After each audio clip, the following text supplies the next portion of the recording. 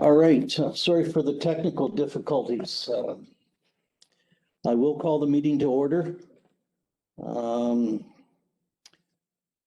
hate to burden you with this, but some of us are on a very tight schedule, so if I am hurrying you along, I apologize in advance. I'm just looking at myself. Julie and I were at the Memorial Arena this morning. Our vaccination site is ready to open on Monday, and we come away blown away. They are super ready. So let's open the meeting on a positive note. I feel really good about that. It's exciting. So 1 year ago today, this pandemic was declared. So I guess we needed some good news today. So with that, let's get the meeting underway. Welcome everyone. First item is approval of our agenda. Is everyone satisfied with it? Additions? If you're ready to accept it, I'll entertain a motion to do so. Jennings moves. Moved by Dominique and Justin. Please, Catherine, call the vote. Thank you, Mr. Warden. Councillor Jaguar, Yes. Councillor McPhail, Yes. Mike Andrews, Yes. Justin Pennings, Yes. Mr. Warden, Yes. 5-0, the Thank you. motion is carried. Thank you, Catherine. Adoption of our minutes from February 25th. Are there any errors, omissions? Everyone happy with them? Again, I'll entertain a motion. I'll move that, Mr. Chair. Mike and seconder, please. Justin. Aye. Catherine, call the vote, please. Councillor Jaguar, Yes. Councillor McPhail, Yes. Mike Andrews, Yes. Justin Pennings, Yes. Mr. Warden, Yes. 5-0, the motion is carried. Thank you.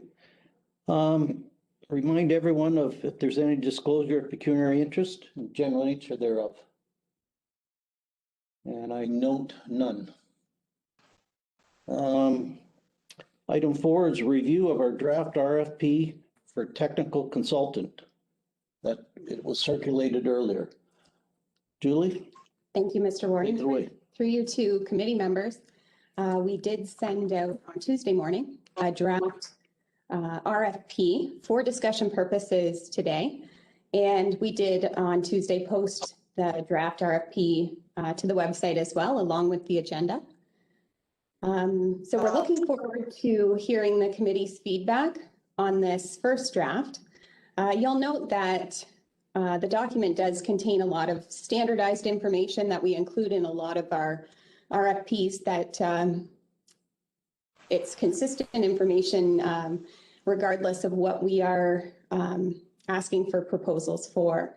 So I think we can skip through a lot of that standard language. And there are really two sections that we should focus on today. One is section 1.0, information to proponents, and the second is section 2.0, terms of reference. I will just note before we jump right into section 1 that often we look for best practices and borrow RFPs that have previously been issued by other municipalities and build upon their work, and that didn't exist for this project. So we really did start from scratch. So section 1.0 just includes a brief introduction. Was there any feedback that the committee members wanted to share about that section?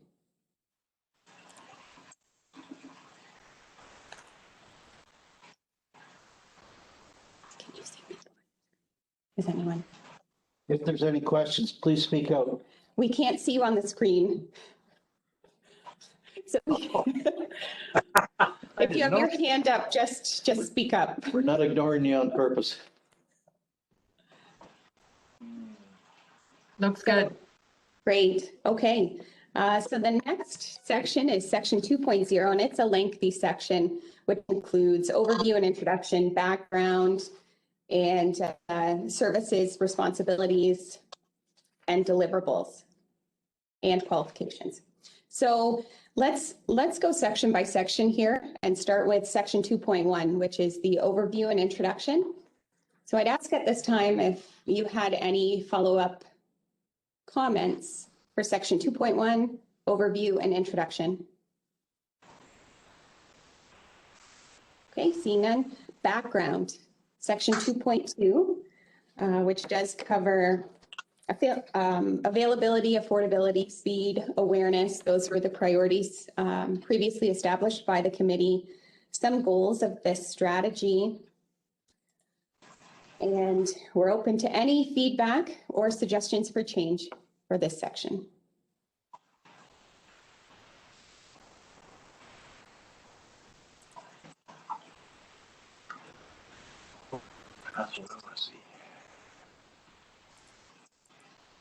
We're on page 9. We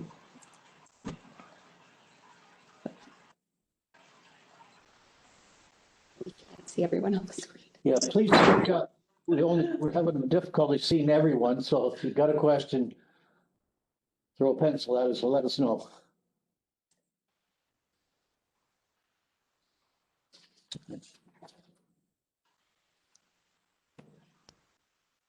Hi, are we looking for comments on the entirety of section 2?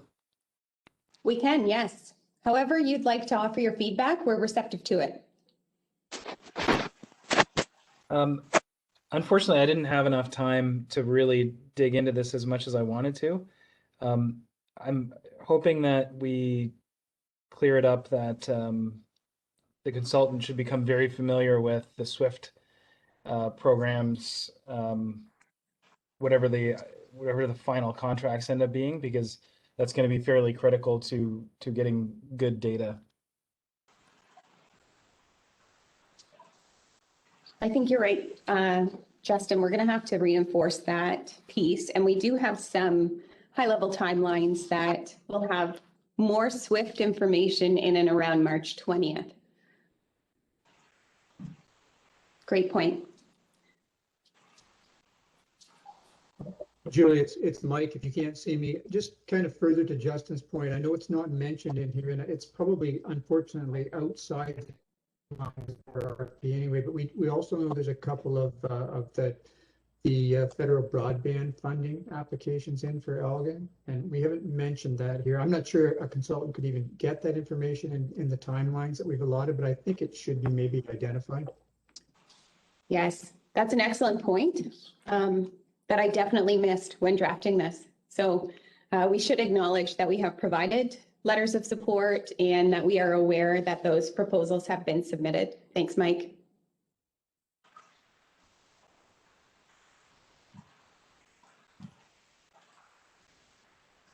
I'll also just note that for section 2A, 2A, part 2, Al Reitsma did suggest that topography be added to that section. So we talk about service or network must be able to withstand weather, foliage, power interruptions, and other service interruptions. He suggested topography.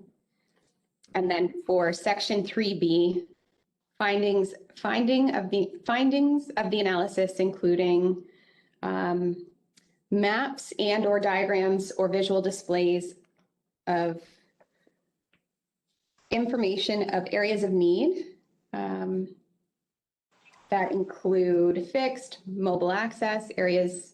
Al suggested we include existing wireless service providers as well, which had been missed. So we'll include that there.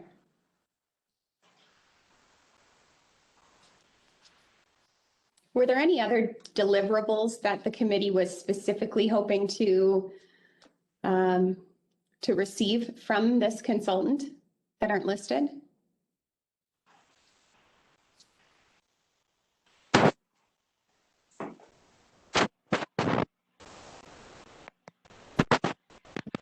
Hi, Julie, through you, Mr. Chair. Not deliverables per se, but I just had a question around so there's a schedule of all the different deliverables. But I don't think I saw a date. Do we have a target date by which all those deliverables would be completed? Because that may affect a consultant saying, I can't meet these timelines, or I can meet, or are we leaving it open-ended?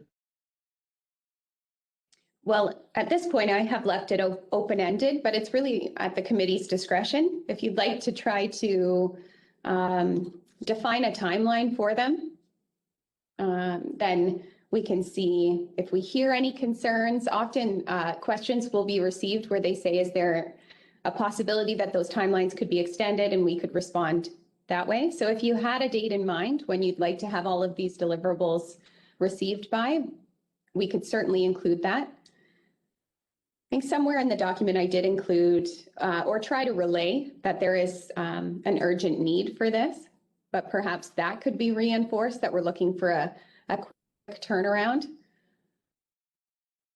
To be honest, I don't even know what an appropriate timeline would be to recommend, or what might be achievable for consulting firms. So yeah, we're open to any suggestions there.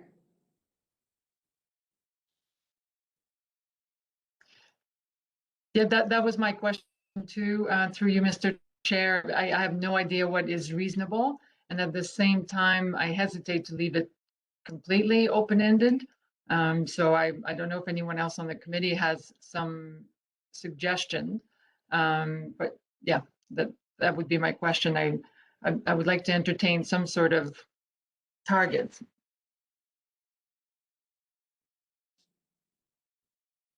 Unless we think that's going to eliminate too many, that's going to be too much of a challenge for consultants to even consider submitting a bid. If we ask the consultants to provide a schedule with their bid, then that can be part of our consideration when we look at their proposals. I like that. See some heads nodding, so. Good idea, Justin.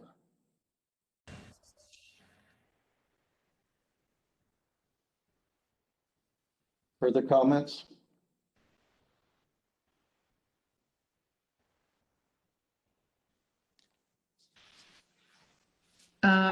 Maybe, Mr. Chair, if I can, I don't know which section I'm in. I think I'm on page 13. There's a reference to working group. And can you remind us what we discussed around that? Like, I know that we're the committee, but there's a reference to working group as well. I'm just looking for it. So I think it's section 4 or part 4 of page 13. Right. So I should probably clarify that, but my intention was to host a working group with the connectivity committee. So it's not a separate or distinct committee. So I think you pointed out something that should just be clarified. I should refer to it as one or the other, not both.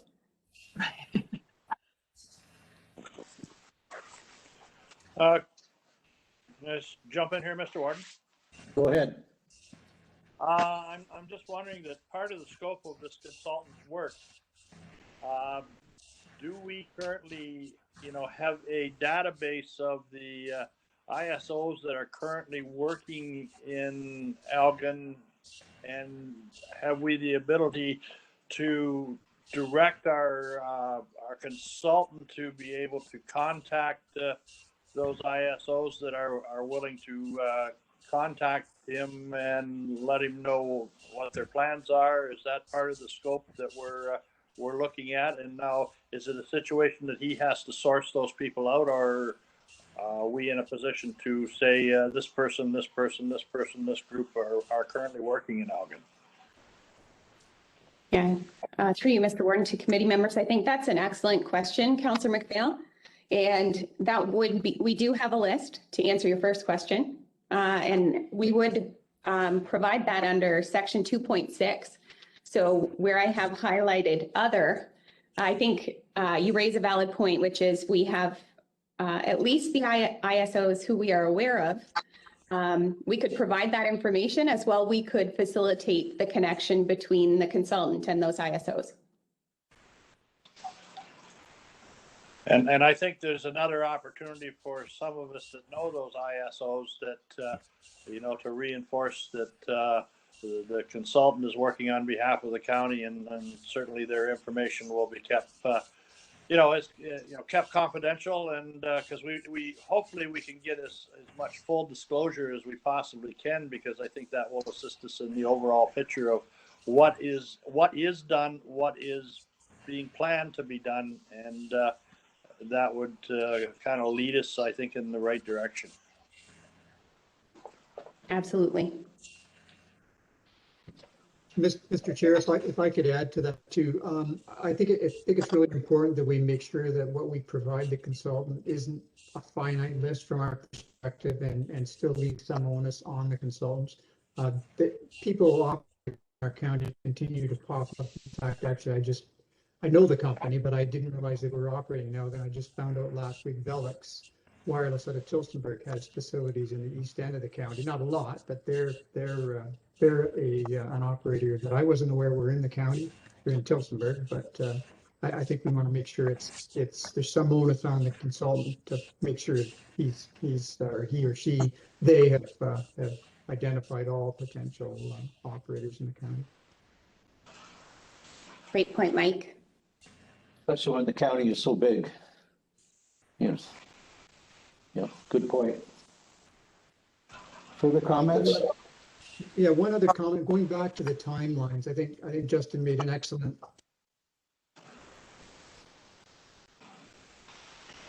Oh, for some reason you're muted, Mike. Am I still muted? No, you're not. Oh, there you go. Must have had my hand on another button. That's a space bar. Sorry about that.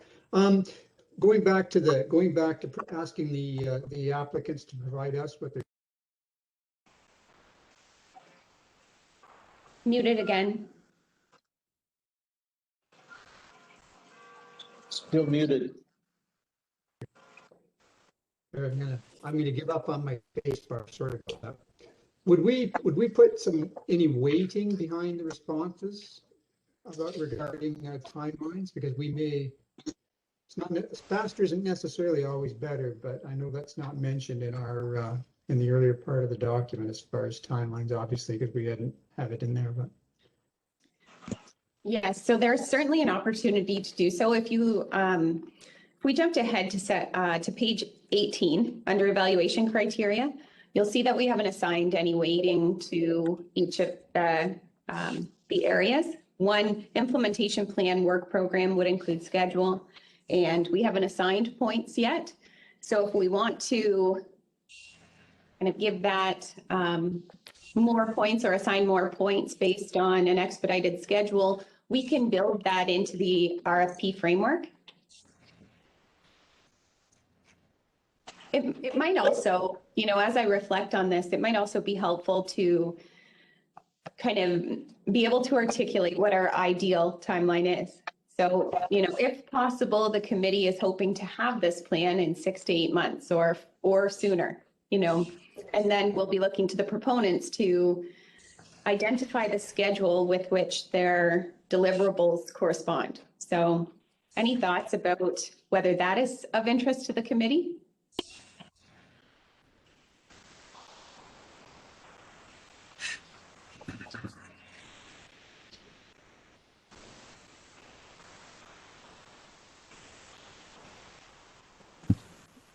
It's a tough one. Sorry, Mr. Chair. My thought on that is if we don't know what is feasible, if we don't have that knowledge on the committee, I hesitate to put anything other than emphasizing that we will value speed and a prompt timeline, because sometimes I know as a consultant, sometimes I judge whether I apply for something based on whether the client is going to be reasonable or has reasonable expectations to begin with. And I would hate to turn anyone away, even though I know it could be flexible and negotiable. It could send the wrong signal if we're way off. So unless we have some intelligence, if it's just a rough estimate, I would rather we don't convey any specific dates other than the sooner the better. Makes a lot of sense to me.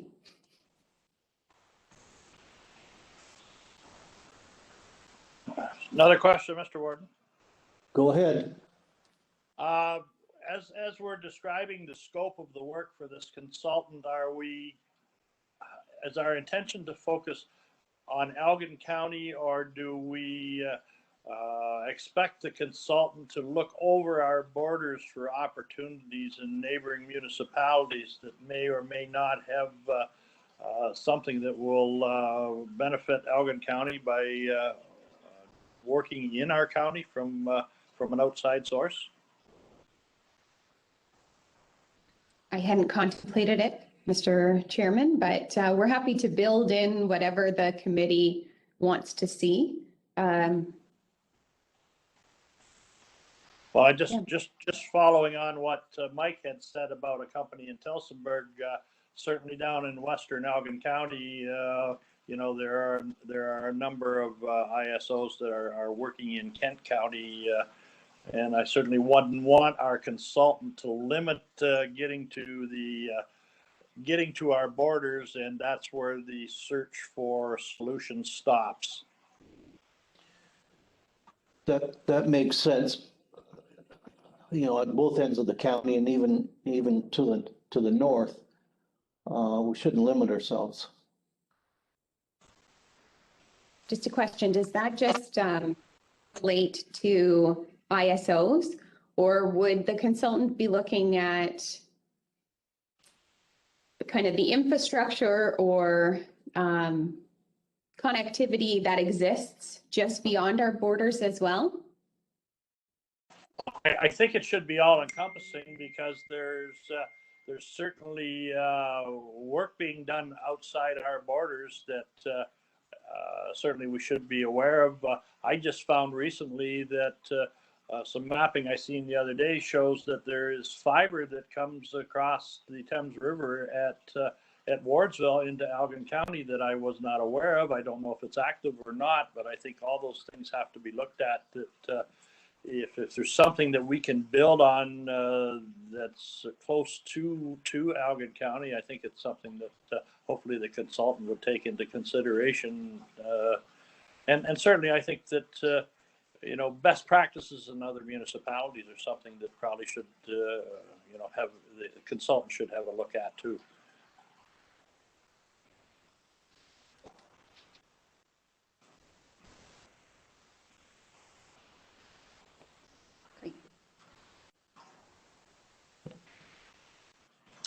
Julie has written that down. Further comments?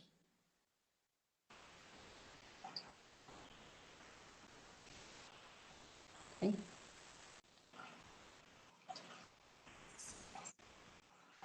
So the next section details the reporting requirements, which includes a first report, which is analysis of data and local resources. Further described as data collection activity, data analysis methodology and having that working group meeting with the connectivity committee to obtain local data and to kind of validate the methodology with the committee before proceeding. And then they would present the finalized report to the connectivity committee. And then a second report, which is a recommendation including community-specific solutions. That would also be presented to the connectivity committee. And a final report, which would combine 1 and 2, would be presented to the connectivity committee for final review before it is presented to county council. Any suggestions for reporting requirements? Would the consultants be coming to the connectivity committee often enough? Or would you like to rework this section a bit? Suggestions, comments?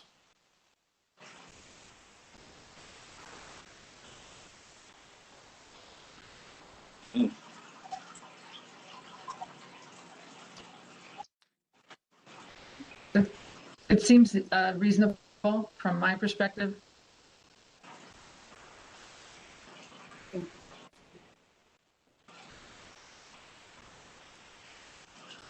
Would you like to see a presentation of the draft or an interim report come in about the community-specific solutions?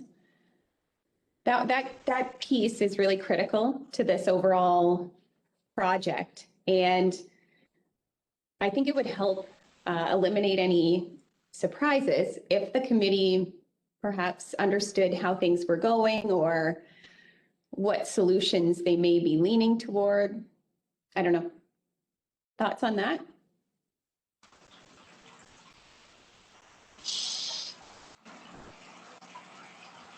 Through you, Mr. Chair, it's Dominique. I could see it. It's hard. It's a little bit hard to gauge because we don't know the schedule, and how much time there is in between each report. But I could see regular updates.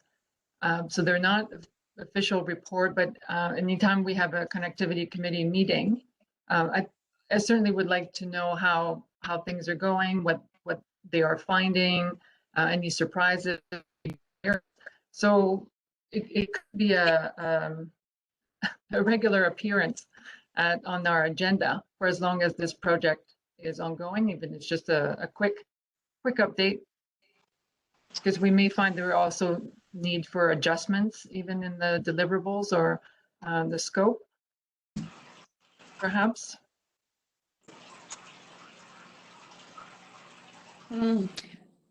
Should we build in some more flexibility? If that's the case, if we think there is a chance we might change the deliverables and scope, then I think we have to revisit how flexible some of the requirements are, only because then we will have received pricing based on a certain set of criteria. It gets a little complicated there, but we're happy to work with that if you think that there's a chance that this may change.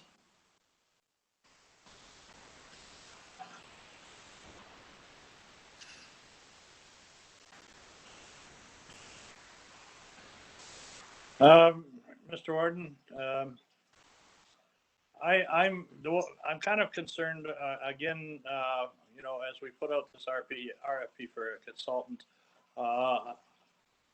I'm worried that there's probably a study that's been done somewhere that's a canned study that can be brought forward to this committee that has the right buzzwords and has the right way forward already laid out, and this is what you should do in Elgin. The specifics that I want to see, and I hope that the consultant does a deep enough dive, because each one of our municipalities are at different stages, at different levels, have different topographies, have different tree cover. And I think that this individual is going to have to break things down and make sure that it is an Elgin solution, and it's unfortunately going to be more work, but he's going to have to start at the bottom and work up and just see exactly what truly is out there and what needs to be done in each region of our county.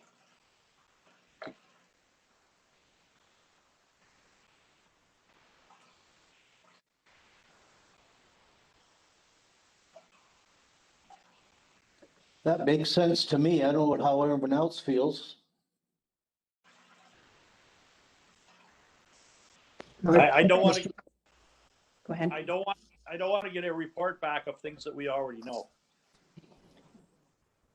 Right. So that's why, through you, Mr. Chairman, the discussion about the deliverables, that's why this is critically important, so that we can clearly articulate what you are expecting to get from this consultant's work. So if it is, a thorough review of challenges by municipality, broken down by, as you said, X, Y, and Z, then we need to put that in this document as a deliverable.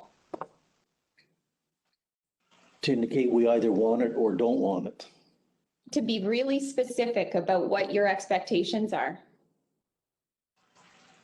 Because I guessed. That's essentially what is before you, is my best guess of what the committee hopes to achieve. But specific feedback from the committee to inform what that final consultant's report and what any interim reporting looks like has to come from you.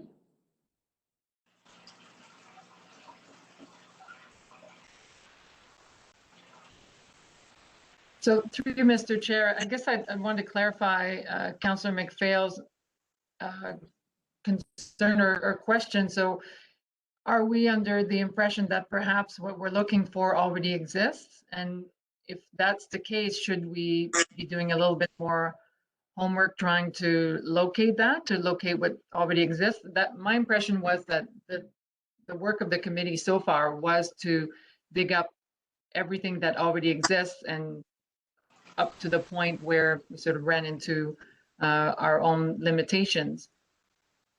So is there something out there that, or do we think there might be something out there? I think in my mind, Dominique, it's a fact that we know where we kind of want to go. We want to provide people with affordable broadband across the county. It might come in different forms, but I mean, if you have to be careful when, in my mind, that if you were to ask a consultant, what's the solution to broadband in Elgin County, and the response will be back, well, you're going to require a hybrid of fiber and wireless, and we already know that. But I think that there's an opportunity if he does a deep dive, that how do we get to that final solution that we all know around the table here? And that's where I'm kind of looking for some assistance in trying to understand how to best do that. So if I may, Mr. Chairman. Certainly. I think perhaps what the deliverable would be is a clear description of potential solutions, including wired, wireless, fixed wireless, last mile satellite by municipality. So instead of an Elgin County solution, while we do want to see that, and that's what the final report will include, it's further divided by municipality. So we could, in theory, parse out by municipality what the solution looks like, and we could have 7 different solutions or a hybrid within each of the municipal partners. So does that get us a bit closer, Councillor McPhail?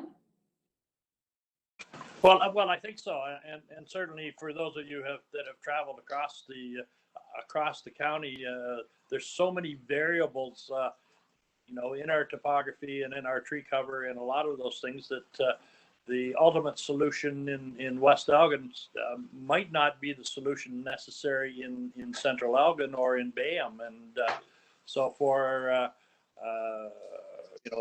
everybody's progress, I think that we need to at least take it down a little bit farther and exactly find out what are the specific issues that are being faced. A lot of them are the same, but I mean, some of the solutions might be a little bit different.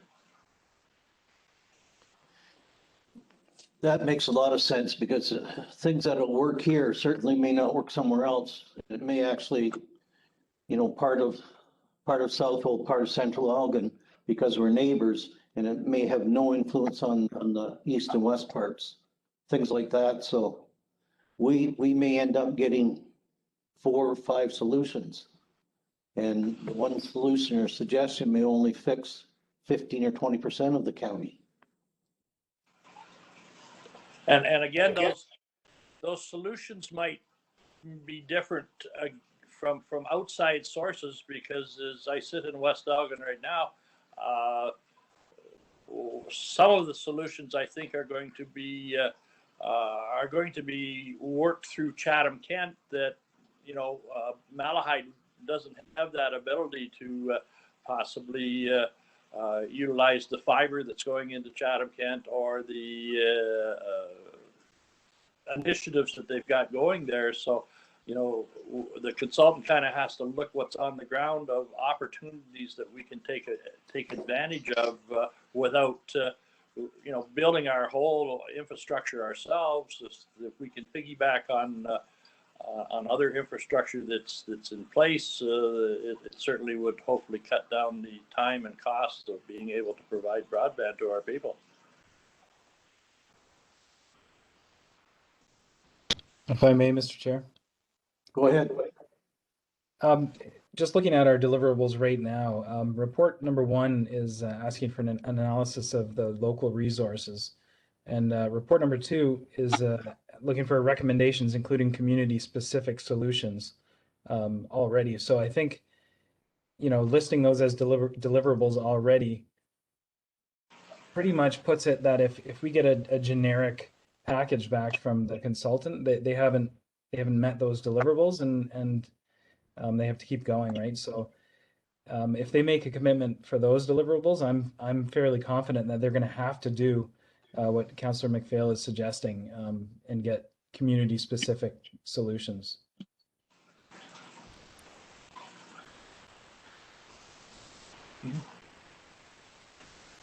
I just like to echo that a little. I was looking, as I read through the RFP proposal here, or draft, I was looking even more granular than the township level, if you will, really. And I think it's already here, as I think Justin has pointed out, because, the solution down Chute Side Road in Bayham may not be the same solution that's down, can't even think of a road in the other townships, even though I know them all so well. But I think what we're looking for is very granular solutions, and that's what I interpreted by community specific solutions.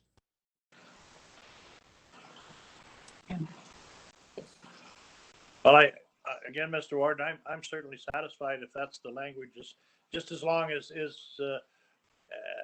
communications with the consultant, he totally understands that too before we take and get a report back that's at a higher level than what we're looking for. And I think that's easy enough with certainly at some point in time, someone will sit down with this consultant and have maybe a little more in-depth conversation with them that will hopefully set them off on the right direction.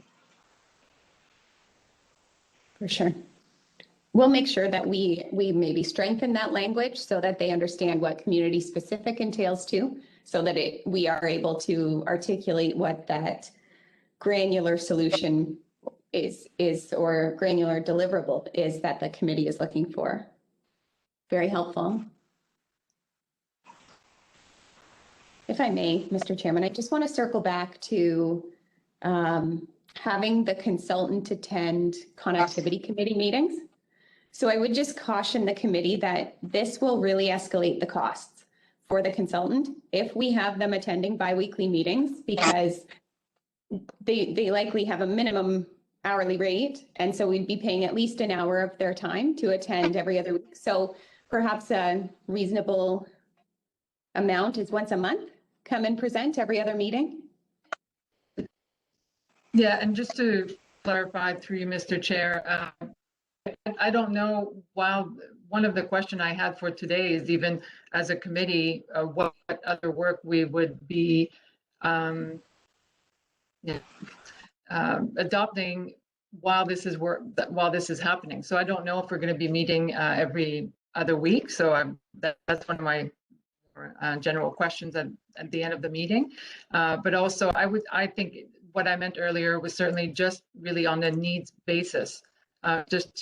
Because there's a bit of unknown. I don't know that I would open it up to modifying scope and deliverables if we're confident that this is doable, and we'll probably get some feedback through the RFP process. I was thinking, depending on the schedule, I'm just thinking if there's a long time between reports, we may want to, if it seems appropriate, but not making it a requirement or like a costly administrative requirement. I think we would have to be upfront about it in the RFP so that their costs are reflective of that. So we could say, I don't know how to, I don't have an answer yet, but we'll figure that out. But I'm far more comfortable including language that they may be required to attend committee meetings That depends on the schedule, and perhaps say it could be up to 8 meetings and ask them to provide a cost per meeting or something to that effect. So some Right. flexibility. Yeah, I figured they might have questions for us. And so it's providing communication access. But yeah, so if we can put that in a flexible way and not as a requirement, but as an option to have access to the committee.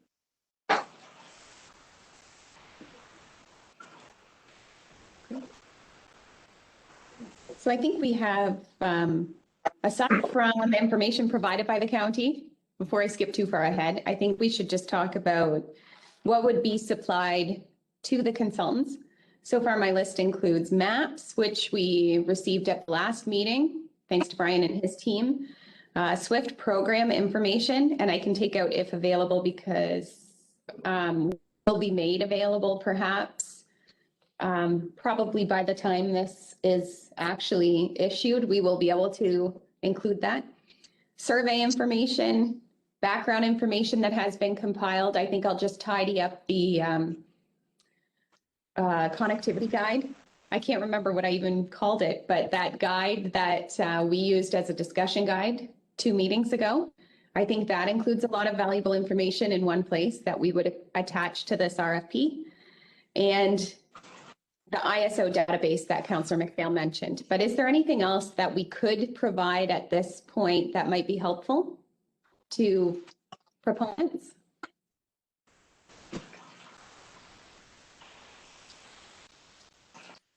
Mr. Chair, I wondered if, I mean, I know it's available publicly, but in one package, a lot of the reports and notes from the connectivity committee, we've had different reports from staff that I think provide that very local contextual information that I think would be useful to them, and including even notes from different conferences and different conversations and that we've had. So I think that could be beneficial and easy to just compile.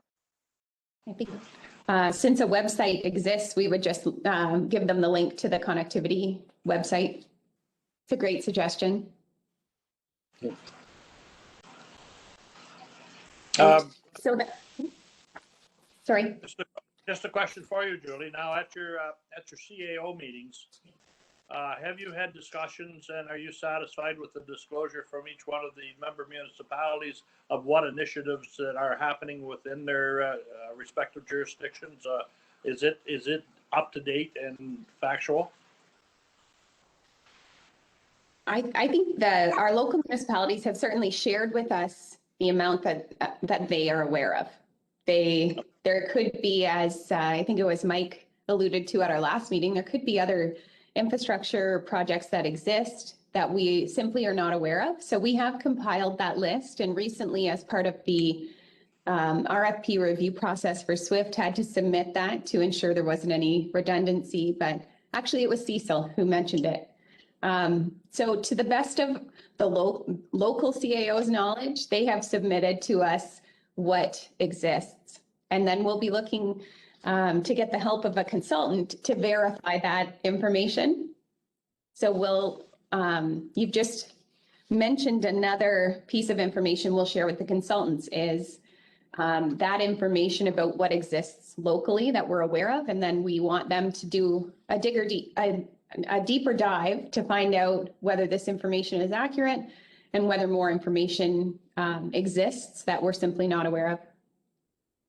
Well, I'm just saying that on the announcement that Councillor Purcell made at, I believe, last county council meeting that Tech Savvy is installing another tower in Dunwich. And so, I think you're on the right mark that, again, the consultant is going to have to consult with the municipalities to get up-to-date information as to where they stand at any given point. For sure, because it's a kind of a moving target, because we just submitted information to SWIFT probably 3 weeks ago, and that was the last time we had updated that list and reached out to our local municipal partners about this topic specifically. So a lot can change in 3 weeks, a lot can change in a day. So we'll have to rely on the consultant to to reach out to our local municipal partners and just verify with local providers and do an analysis for us.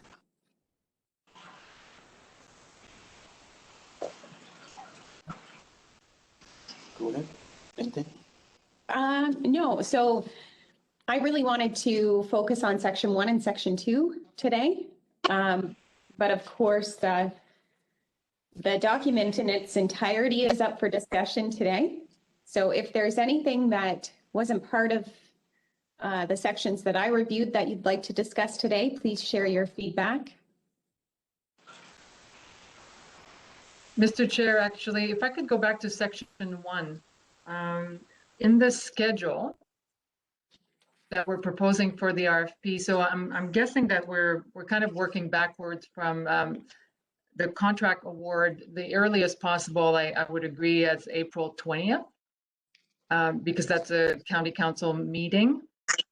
So I'm wondering if that's the case, because then that leaves a bit of a gap between a potential presentation and the 20th. And I'm wondering if that gap could actually be put to the benefit of the consultants who are considering a submission, and could we lengthen the time, or basically delay the submission date maybe to April 6th, so presentations could be the week of the 12th, which would still, I think, leave enough time for a contract award on the 20th. Because it's a pretty quick turnaround, right? For a submission, so if we increase our chances of more submissions with a little bit more time. We can certainly work on adjusting the timeline to have more time for proponents to put together a submission, for sure. I don't have the specific dates right now about what might work, but we'll certainly adjust them accordingly.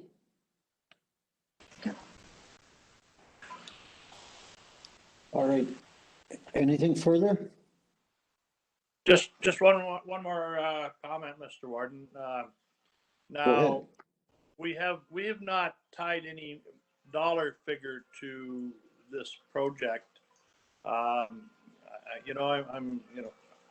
Consultants at any price, I think, is something that we have to take into consideration. So I guess we're just running blind until we see what these bids come at, and then we'll have to make a decision of balancing out investment versus reward, and make a decision on that. Are we in a position that if they don't come in at what we feel is a reasonable rate, that we have the opportunity to rethink our position and maybe have to look at it a different way? My opinion, yes. Julie? Yeah, just a couple of quick comments. One is, by not setting a targeted amount for this project, you're actually encouraging some competitive bidding.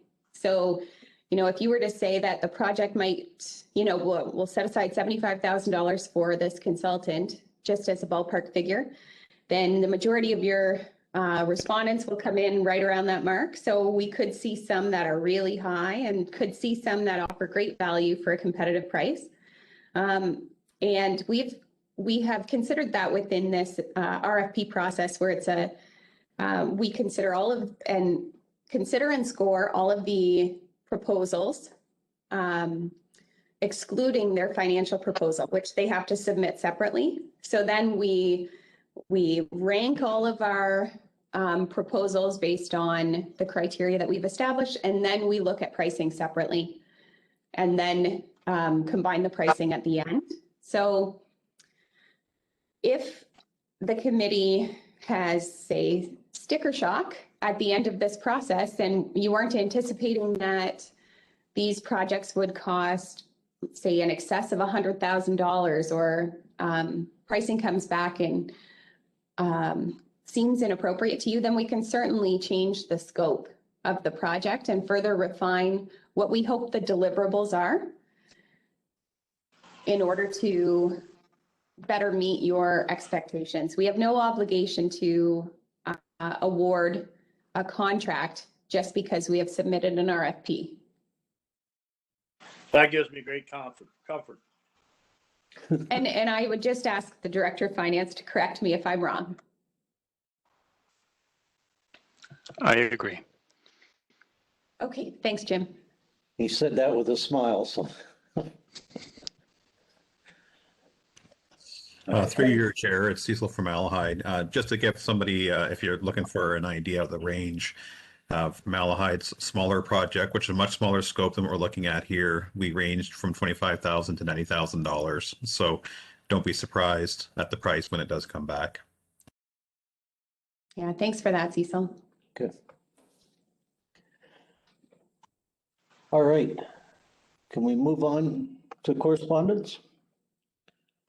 We have the one email from Alvin Burkhart regarding the Starlink satellite. I guess just an item for interest. I think I saw somewhere, someone mentioned on Facebook that there are a bunch more satellites launched yesterday. Well, it's kind of intriguing whether they actually, where we'll be with them in a few years, but any comments on that email? If not, I'm looking at date of our next meeting. Actually, comment on that, on Gordon. Go ahead. It's Jeremy. After the last meeting, I did a little bit of research on that Skylink or Starlink system, and there's actually a really interesting article I read by a CIO that's been in the field for over 30 years, and he has a property up in rural northern Ontario, and he was praising the system quite a bit. It actually works quite well for multimedia streaming and whatnot, but also for virtual or for meetings much like this one where you've got the two-way communication. So Elon Musk, he's an interesting character, and he's kind of a visionary person, and I think he's got the point of view that he's using when we talk about the towers and the radio antennas and the interference with trees and topology and stuff. In basic terms, the higher the tower, the less interference you have. And you think back to the days when we had TV antennas, all the rural properties had TV antennas on their houses that are 40 feet high or so. And that cost was always fronted by the individual. And a big hurdle that I think a lot of people are seeing with the Skylink or Starlink system is the startup cost of $600 for a satellite dish. I was just checking those TV antennas out. They were thousands of dollars to put those things out. So it's relative in that perspective. But what Elon Musk is doing is he's changing the perspective completely. And instead of looking at horizontally, sending signals horizontally and picking them up, he's raising the antenna so high that it's in the sky. And so if you think of shadows on the ground, and the midday shadows are quite small in the middle of summer. It's the same idea with the towers and the signals they're sending. In the evening, on setting, your shadows are massive. And that's because the sun is down on that horizontal plane. And so what Elon's really doing there is he's taking that horizontal plane out of the picture, sending the signals up and down, and that eliminates so many of the hurdles of wireless technologies. Interesting as Elon Musk is, he's got a really interesting philosophy on that. And I personally see that as, I know it's cutting edge and bleeding edge technology, and there's a lot of unknowns there. The immediate results are looking good. And, in my opinion, is probably the future of wireless communication, as opposed to the land-based towers, which there's value in that, and there's you can use the towers for many purposes. But I just wanted to add that I really was fascinated with that technology, and I really think there's a future in that. Thank you for that, Jeremy. It is amazing. I keep thinking back to flip phones on our cells and where we've come. But are we ready to pick a date for our next meeting? Are we going to stay on the 2-week schedule? Well, I did reach out to the committee and say if there were substantive changes that needed to be made and the committee wanted to review the final draft in person, we could arrange for another quick meeting in a week's time. Though following today's review, I think that we can take care of these changes and get this issued ASAP. Our procurement team does need some time to review it thoroughly, to make sure that we're following proper process, and we'll have a final look at it. We will be sure to send it to the connectivity committee in its final version as it goes out and is issued. But unless you feel otherwise, I don't think there's a need to have another meeting to discuss this RFP. So we'll leave it call of the chair. Is that all right with everyone? All right. Then we're at some of the adjournment. Do you want to set one for a month out? Like Yeah. maybe, How be we pencil in 4 weeks from today? We'll stay on the Thursday at the 2 o'clock time. that'll give me a chance to think about what the committee might do while the work of the consultant is underway, and present some information back to the committee about what could be done. And then at that meeting, you could discuss meeting frequency again. Is that all right with the committee? Seeing some heads nodding. All right, I would entertain a motion to adjourn. Moved by Duncan, second by Justin. Catherine, please call a vote. Thank you, Mr. Warden. Counselor Jiguer, Yes. Counselor McPhail, Yes. Mike Andrews, Yes. Justin Pennings, Yes. Mr. Warden. Yes. 5-0, the motion is carried. Thank you, everyone. Appreciate your participation. Stay safe. Well,